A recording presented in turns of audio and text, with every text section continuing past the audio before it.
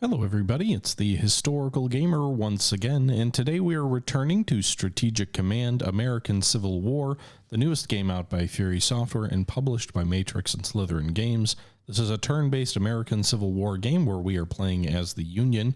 This is episode number 17 of this series, and so far the war is going pretty well for us. We are playing as the Union. We are not playing with any sort of buffs or sort of advantages given to the AI. It's sort of the stock game on normal. You can give the AI, if you want, like additional supply, additional experience, other things like that to make it more challenging. But so far, at least in this Let's Play, we haven't done any of that. And so we're playing pretty straight up. I would say the war's going well. In the Eastern Theater, we've taken Richmond, taken Petersburg. The theater's totally broken open. We are driving deep into the heart of North Carolina and Southern Virginia. We have also managed to take Memphis and are now threatening Little Rock, Arkansas. The Confederacy feels like it's on its last legs, but there are still considerable Confederate forces to our front that we have to deal with. And we'll see if we're able to finish this off in this episode or if we need to have another episode after this. With that being said, I hope you guys do enjoy this video. It is taken from a live stream on my Twitch channel. So if you are interested in joining those, there's a link in the description where you can follow those. And hope you guys enjoy. Catch you guys at the end. Don't quote me on that.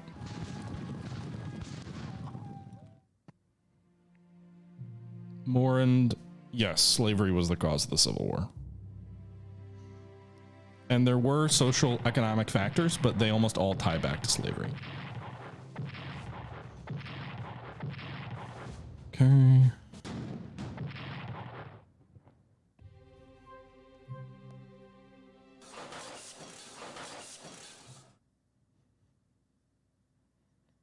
I'm not usually a big PragerU fan, but there's actually a pretty good PragerU video on it.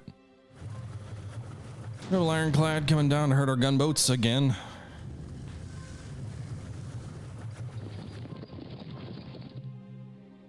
It's interesting. I was just what was it? I just read a book, or not read. I listened to a book by James McPherson, who's a pretty reputable historian on the Civil War. Battle Cry of Freedom is probably his most well-known book. But I listened to a book on Audible about the Naval War when I started playing this series. And there's a pretty goddamn damning quote from, I think, Raphael Sims, who was the commander, was it the Alabama? Like the most prominent Confederate commerce raider and during the war. And at one point, apparently he was in Brazil talking to the consul there, basically and literally there's a quote in there that's to the effect of, "We're fighting this war on your behalf," because Brazil was a slave nation as well at this time. And he basically said, "We're fighting this war for slavery on your behalf, and if we lose, then you will be the next target of the abolitionists in DC and London."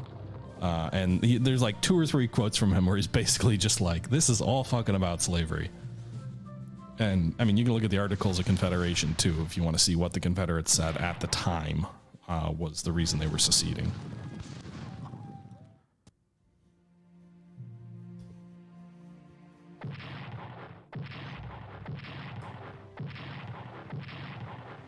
Okay.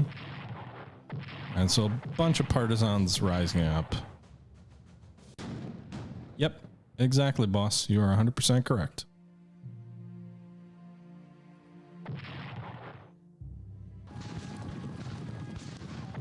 McPherson in his Battle Cry of Freedom book, like the first third of the entire book is basically making that argument, is that, you know, he spent, it's like a 900 page book about the whole war, and the whole first third is like the causes, and all of it is really down to slavery.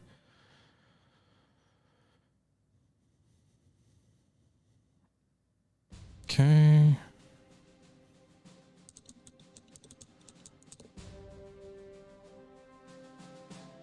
I think that's a different situation. There's a difference between your articles saying you're leaving for a particular reason and then propaganda which you are putting out to try and, you know, convince people that you're winning or losing or whatever.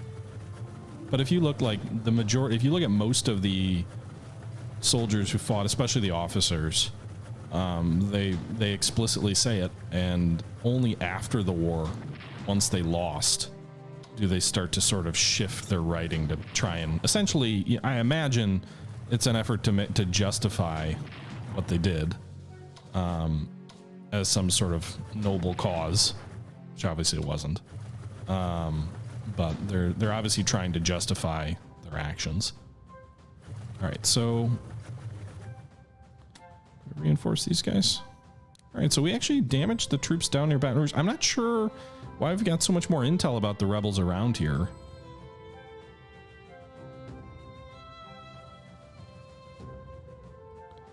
I wouldn't necessarily go as far as 100% stars. I just think that you wouldn't have had it without it, right? Like, were there other factors? Perhaps, but they wouldn't have risen to the point of seceding.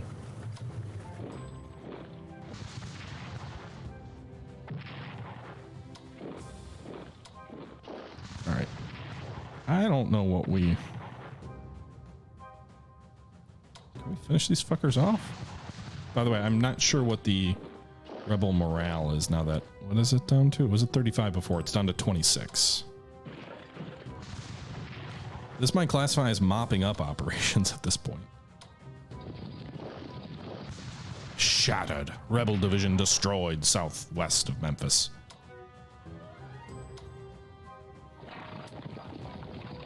Ah, enemy contact with an enemy corps. Actually, just a headquarters. Van Doren's headquarters. They might. I wonder if they'll run out of headquarters. I've never seen that happen in the game, in games like this before. What's the supply situation going to be now that we took Memphis? Oh my goodness, a little bit better. We probably should move Grant's troops over to make a move on Little Rock. It is a rebel capital.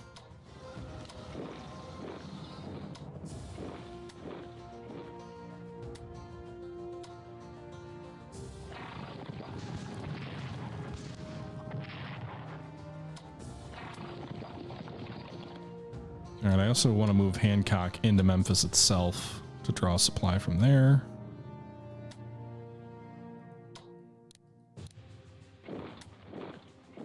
These guys are all low on supply. We need to get up to Corinth.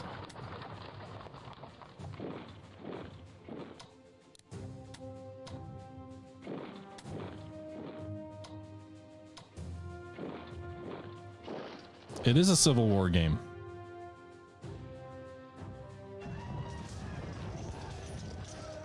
All right, let's move this corps toward Chattanooga because I would like to take the damn city. Maybe we'll take it this turn, actually. 1 to 3 is pretty good for an initial attack. Another 1 to 3. So we'll pull back here. 1 to 2, drive them off. No, close. All right. Oh, fuck. Let's pull this. Can you...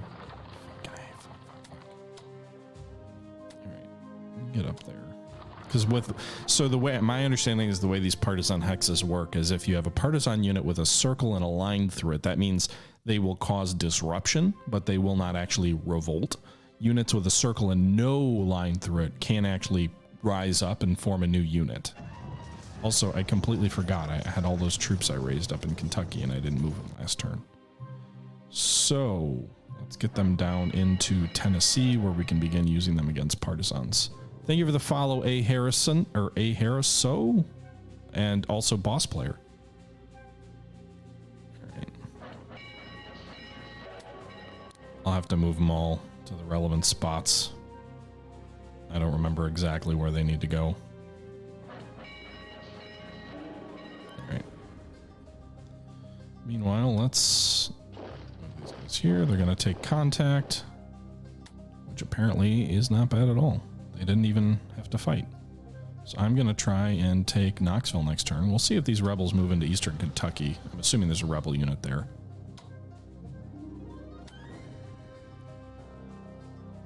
Man, I just don't have the supply flowing down the road here. There's zero supply here.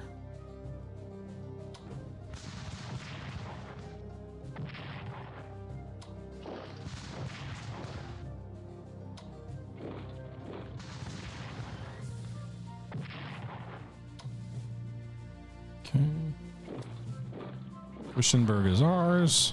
Does that help me push supply forward? It does. Hell yeah. All right. I'm assuming there's troops at Wytheville, but I can't. Yeah, there are. I can't really do anything about it. I have to move forward there. So we take it on the chin. Move McClellan down this roadway here. No enemy partisans in here because this is West Virginia now, pro-Union.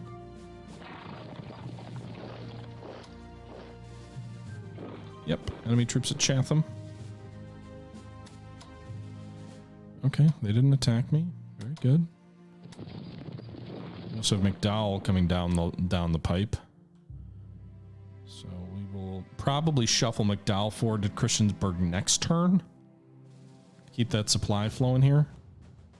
We've got the one. All right, we'll move these guys because they're better troops. These guys haven't upgraded yet.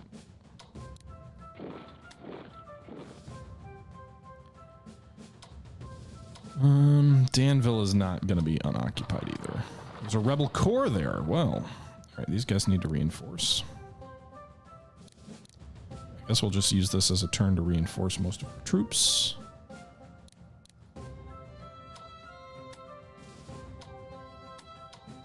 I'll take a 1 to 3.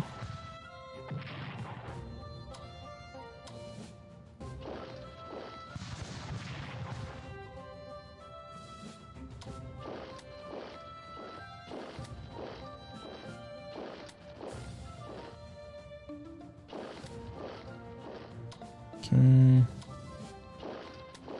Alright, so we're gonna move Howard to Warrenton. So what's our supply situation gonna look like next turn? 10, 10, 8. Push forwards to 5. Probably should move Reynolds forward to Clarksville, I would guess.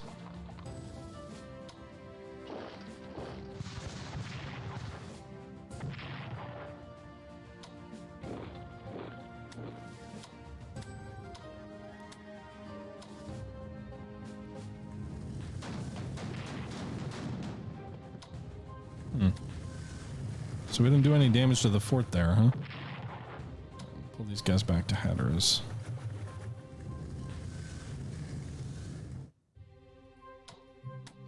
There's got to be someone at Goldsboro.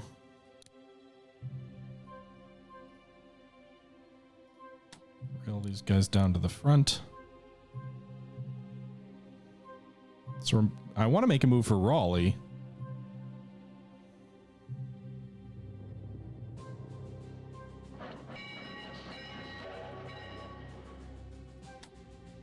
So dispersed right now. Reb morale is at what? 26? 25?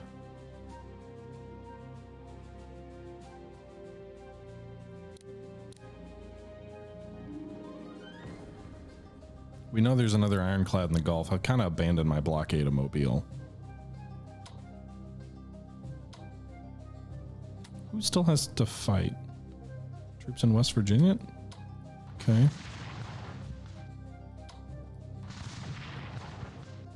Or not West Virginia, New Mexico.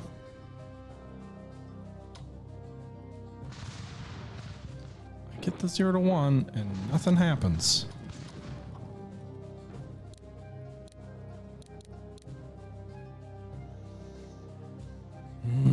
All right. Who else still has to fight? Does this headquarters have any upgrades? No. Okay.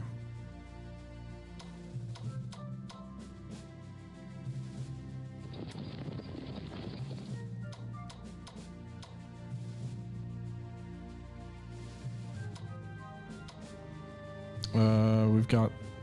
Why are these guys just sitting on Denver? How long have they been sitting on Denver? Oh, I think I left them there a while back when there was a potential threat to Denver from native raids.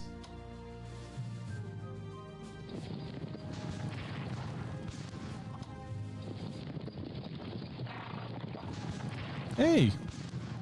An unpredicted success against those troops. Well, Fayetteville, maybe we can reduce it this turn. Maybe not.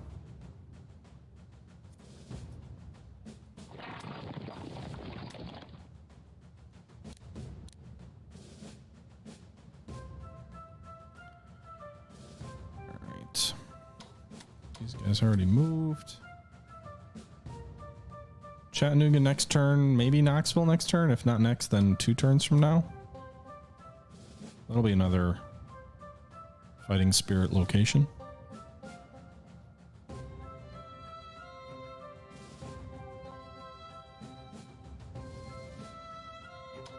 All right, we'll end the turn.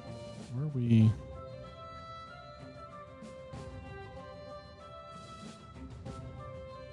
Yeah. So end the turn and see. Oh my God, we've been going for almost 4 hours. Jesus. Just win the damn war, guys.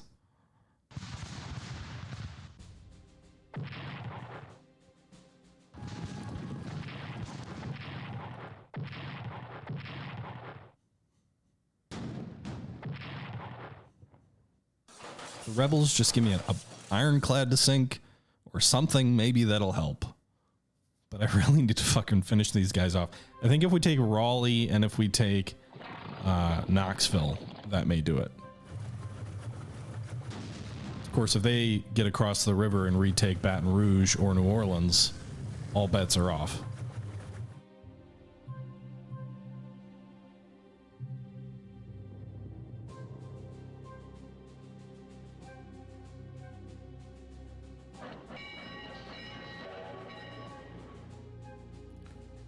In terms of slavery and sort of a moral stance, I think it really depends who you talk to.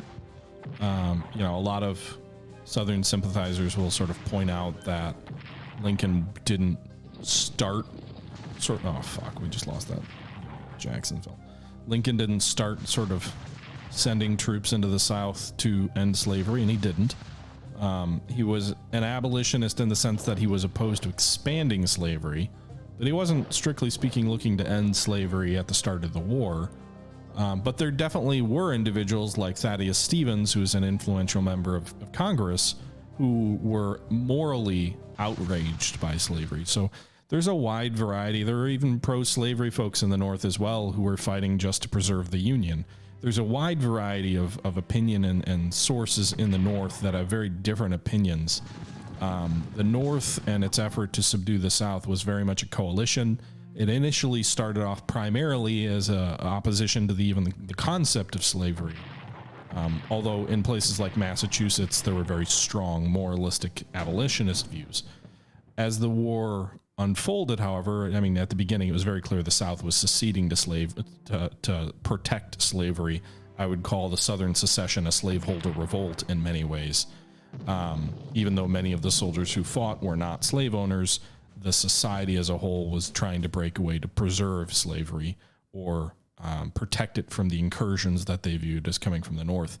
So I think you have two very different viewpoints. You have a viewpoint in the South of, you know, the aristocracy that was trying to secede was very much seceding to protect slavery. The, you know, North, meanwhile, was fighting for a variety of reasons. It was very much a coalition effort with different folks having different viewpoints. And typically in the North, the Democrats were not abolitionists. They were not anti-slavery, but they were pro-union. Whereas, you know, the Republicans, they were called radical Republicans for a reason.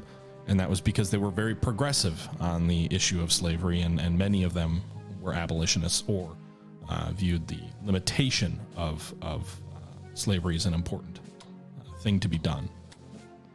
But again, it differed by individuals. All right, so Raleigh is somewhat open. There's a strong force at Danville, which is interesting. Let's get the cavalry at Chatham. European intervention can happen in the game. We had some initial successes early that made that very unlikely for the Confederacy, but it definitely is a factor in the game. All right, so we destroyed that rebel brigade at Chatham. We took it.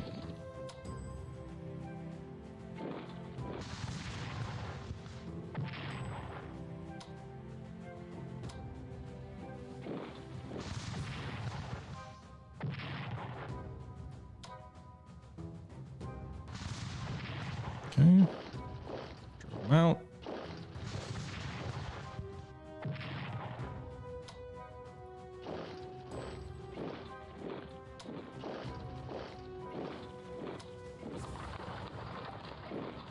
There you go, McClellan. You've got your own little advance in the... Okay.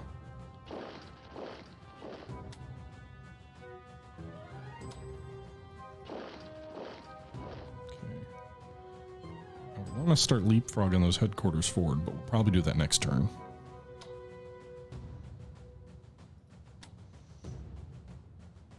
My supply on these units is terrible. Howard Reynolds, where? 2 to 5. Wasn't quite that good. Only lost one though.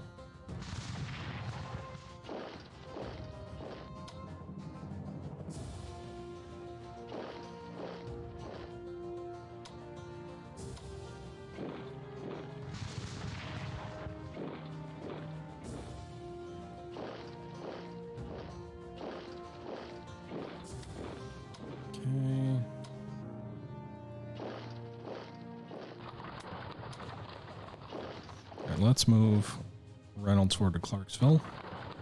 So how's that getting to do us for supply? A little better.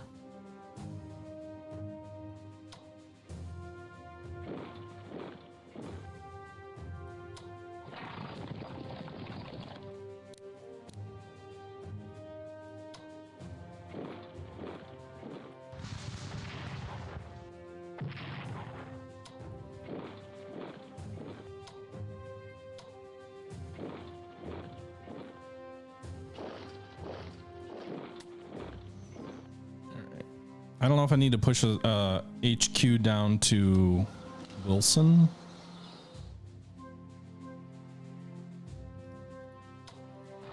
Could do that. I'm not sure how that'll change things. That'll help. Maybe we can get Raleigh next turn. No, we never really had that. They tried to build entrenchments up around Richmond, but they just didn't have the strength to stop us when we really pushed hard. Meanwhile, Knoxville, I will go 2 to 4, see if we can dislodge them. I'll move this division down. Did not, so we took pretty heavy casualties and didn't drive them back quite yet.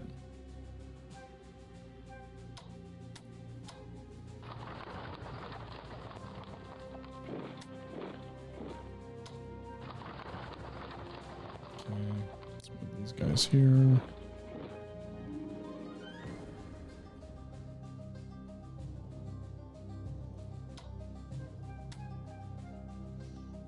Chattanooga's not an objective spot, but maybe we can take it anyway.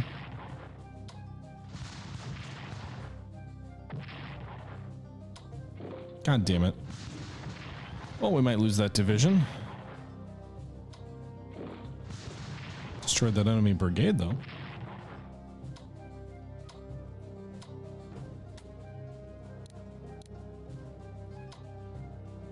I will let the enemy move into that hex if they want to.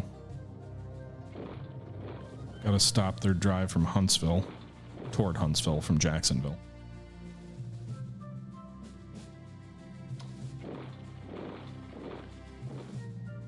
Okay.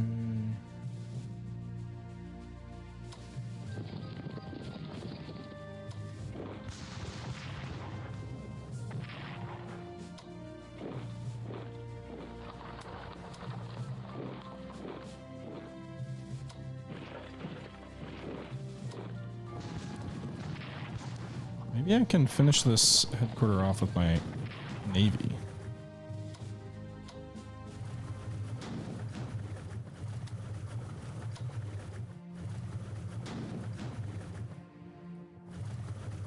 Nope.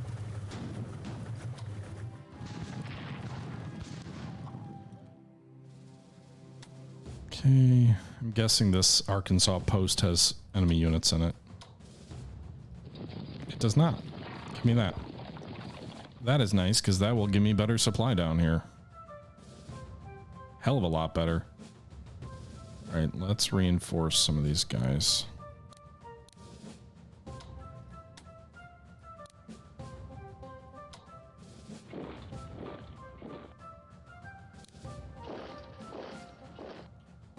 Okay.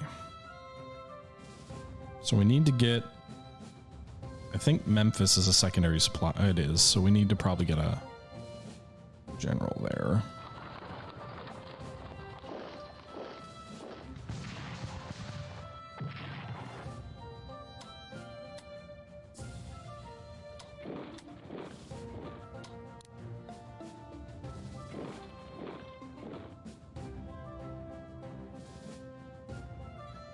Okay, so maybe Knoxville will fall next turn. Chattanooga fell this turn, but doesn't really matter from a gameplay perspective. It does simulate the riots, Mora. Not like super detailed, but they occur and you lose income. You actually are given a choice if you want to draft or not. Gives you a bunch of new units, but then you also have to deal with the riots. All right, Sherman is needed. Where are we going to put you, Sherman? I mean, I need headquarters everywhere right now. Also, I need more cavalry in the west. Give me those Marines. We'll just use them as infantry.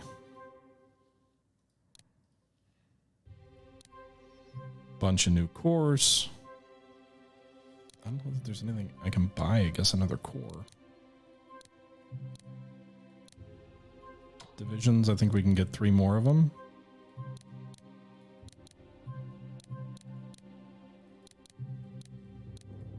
That maxes out my divisions. Actually, I think I forgot about New Orleans, right? I did. Rebels spent the last turn doing some stuff, getting their troops reinforced.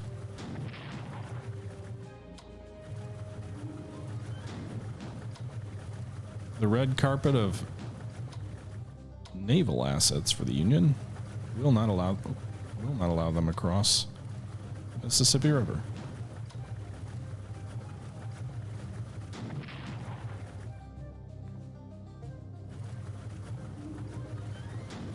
Bombard this division into oblivion. Do it, boys.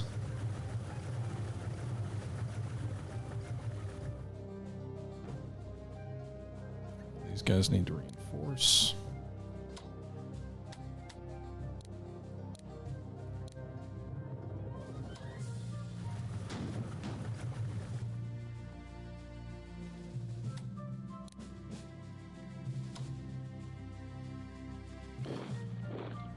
Okay.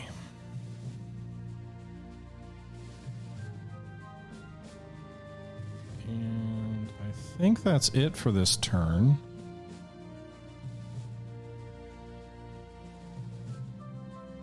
Can we buy more headquarters? No.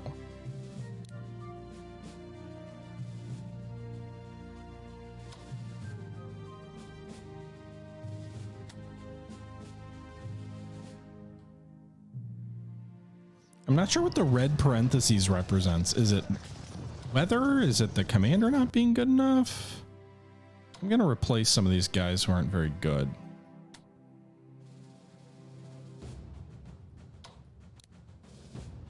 I'm going to assume they will make things better. But we'll see. 900, thanks for the follow. Let's go for one more turn. I don't know how much longer I can play tonight, but we'll at least do one more. European support for the Confederacy drops following the occupation of Chattanooga. But there was no... I guess I'm just kind of confused. Did I forget about New Mexico? I don't know. It's all running together on a 4+ hour stream at this point.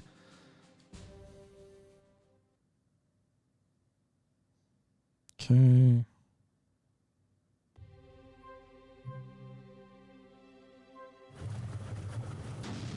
Ironclads on the Mississippi. Interesting, they pulled that division back from in front of Knoxville. So maybe we'll take Knoxville next turn. I feel like we're so close. Knoxville and Raleigh, and I'm sort of diverting my forces toward Danville rather than Raleigh, but that's where the Rebs are, and if they are there, I will strike them. If they're there, General, that's because they want you to attack.